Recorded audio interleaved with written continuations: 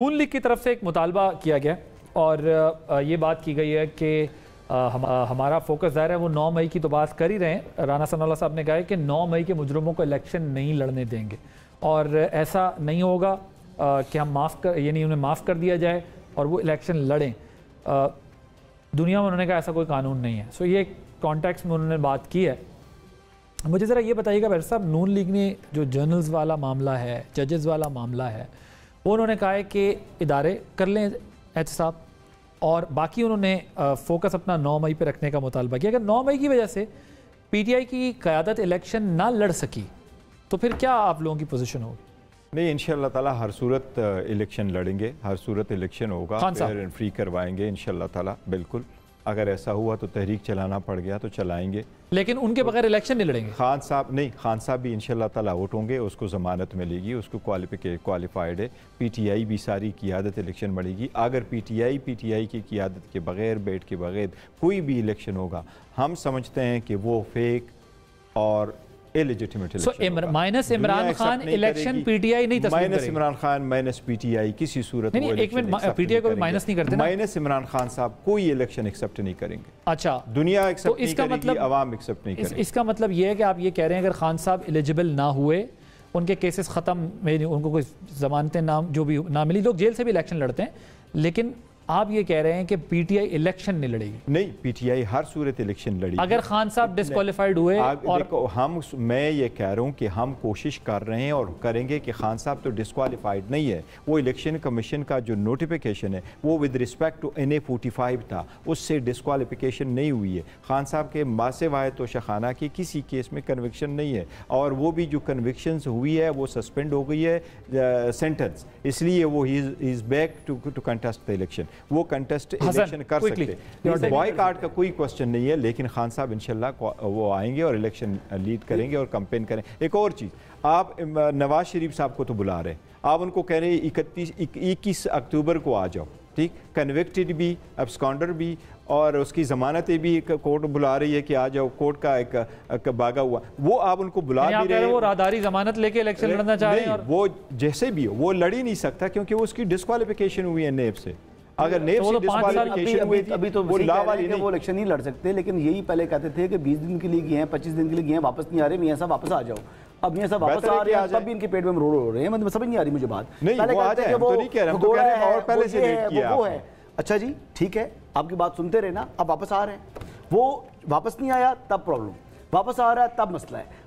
असल में मसला जो है वो नवाज शरीफ से है। इनको नवाज शरीफ फोबिया है। पहले भी इनको समझ ये आ गई थी कि नवाज शरीफ के होते हुए, यानी बाहर अगर वो ओपन है, आज़ाद है, तो ये इलेक्शन नहीं जीत सकते थे। प्रोजेक्ट इमरान खान कामयाब नहीं हो सकता था। वो जेल में था, फिर भी पंजाब सारा वो जीत गई। हकीकत है ना, RTS बैठा, फिर भी पंजाब मुस्लिम लीग नवाज जीत गई। अभी तो वो वापस आ रहा है, तो अभी तो हालात भी वो वाले नहीं है, अभी तो 9 मई हो चुका है, तो इनको अब पसीने छूट रहे हैं। ये कहते हैं अब करें क्या? सर, गैलप सर्वे बता रहा है कि भाई सबसे मकबूल जो है वो सर्वे मैं डाइजेस्ट नहीं कर सका। उसके बाद जो है वो एक मिनट, उसमें आपको कॉन्ट्रडिक्शन बताता हूँ।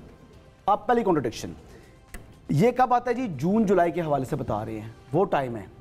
देखें, एक तरफ वो बता रहा है, वो सर्वे बता रहा है कि जी 88% अवाम अफवाज पाकिस्तान के ऊपर एतमाद करती हैं, उनके साथ प्यार करती हैं। सर्वे कह रहा नहीं कह रहा? अच्छा, फिर वो बताते हैं जी कि क्या फिर 9 मई का वाकया होता है, 9 मई के बाद का, और फिर वो कहते हैं जी कि जो सियासी जमातें हैं उनमें सबसे ज़्यादा पॉपुलर PTI है।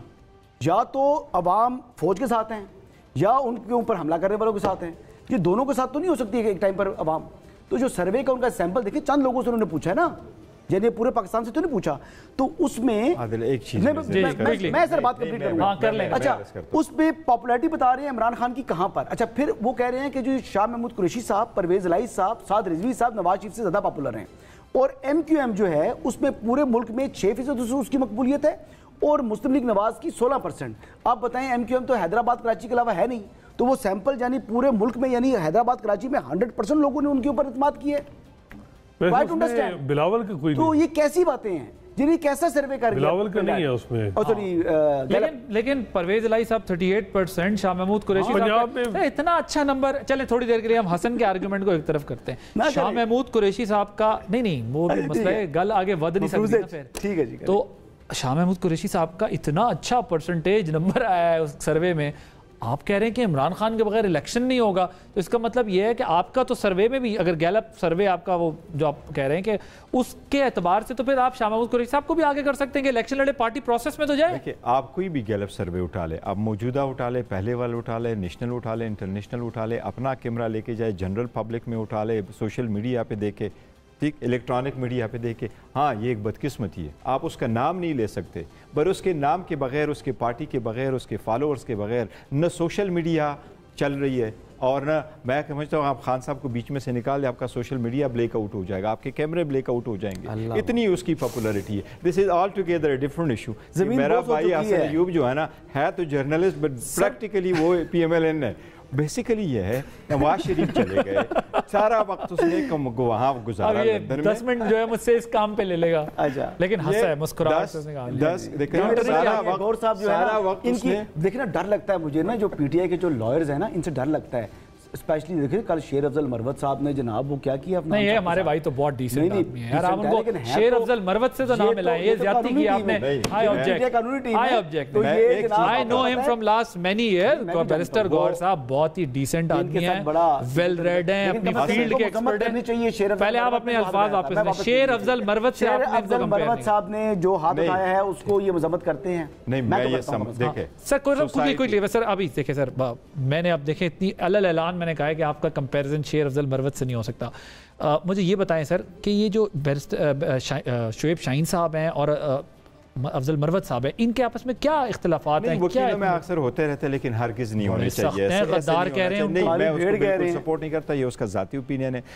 जो शोएब शाहीन साहब है, बेहतरीन वकील है, हमारी टीम का, we are proud of him, हमारे इंटीग्रल पार्ट है वो। देखो बार कौंसिल का रहा है, हाई कोर्ट बार एसोसिएशन का रहा है, एक नुमाइंदा है और बहुत मेहनत कर रहा है और दिल से कर रहा है, लगा हुआ है। तो इसके बारे में जो वो उसका एक ज़ाती ओपिनियन है, उसकी पूरी एक्सप्लेनेशन पार्टी ने भी ऑफिशियली दी है। बाकी एक दूसरे के साथ लड़ना झगड़ना शो पे, देखो आप लोग भी इनकरेज ना करें कि एक दूसरे पे लड़े, लेकिन अपनान को भी जो अल्फाज उसने अदा किए, नहीं मैं तो आप मुझे जानते हैं, मैं तो इस बात के भी खिलाफ हूं कि अल्फाज भी ऐसे इस्तेमाल नहीं करने चाहिए जो आप नेशनल टीवी पे बैठ के नहीं कर सकते, अपनी फैमिलीज के सामने नहीं कर सकते।